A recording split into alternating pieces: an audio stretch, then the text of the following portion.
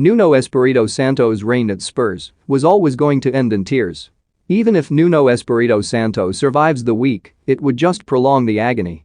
Even if he manages to win a few more matches, it would only delay the inevitable. We all know how this story ends. We've all known for quite a while. It's taken the Tottenham hierarchy a tad longer to cotton on, but it appears they have got there in the end. Daniel Levy was on Sunday leading talks on Nuno's future at the club, or rather his lack of one. News of the Portuguese's potential departure was met with glee by the Spurs faithful. Tottenham supporters had turned on Nuno long before Saturday's feeble loss to Manchester United. Those that hadn't were starting to.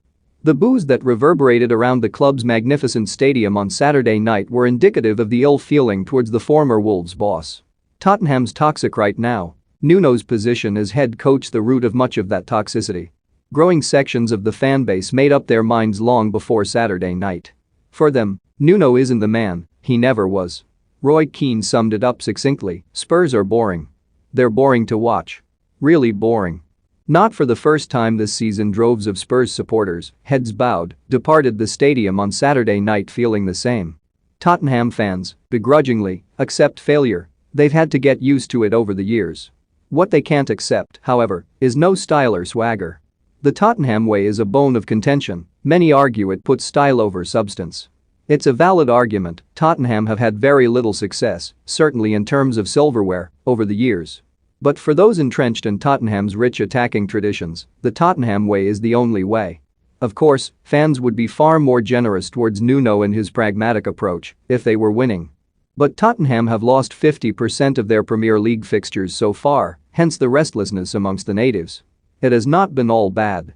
3 straight Premier League victories to start the season, including a euphoric victory over champions Manchester City in Nuno's first game in charge, had Spurs supporters dreaming.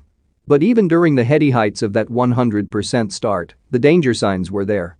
Tottenham scored just 3 goals in those 3 matches, one of those a Dele Alli penalty to see off Wolves. They've been unraveling ever since. Though the reasons behind Tottenham's sorry plight aren't all of Nuno's making.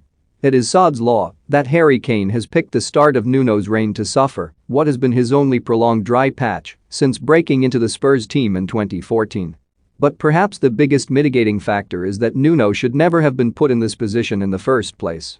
The former Wolves boss was way down the list of potential candidates to land the Spurs job after the club failed to land a host of preferred coaches including Julian Nagelsmann, Brendan Rodgers, Erik ten Hag, Mauricio Pochettino, Antonio Conte, Paulo Fonseca and Gennaro Gattuso. Truth be told, many at Spurs knew he wasn't the right fit.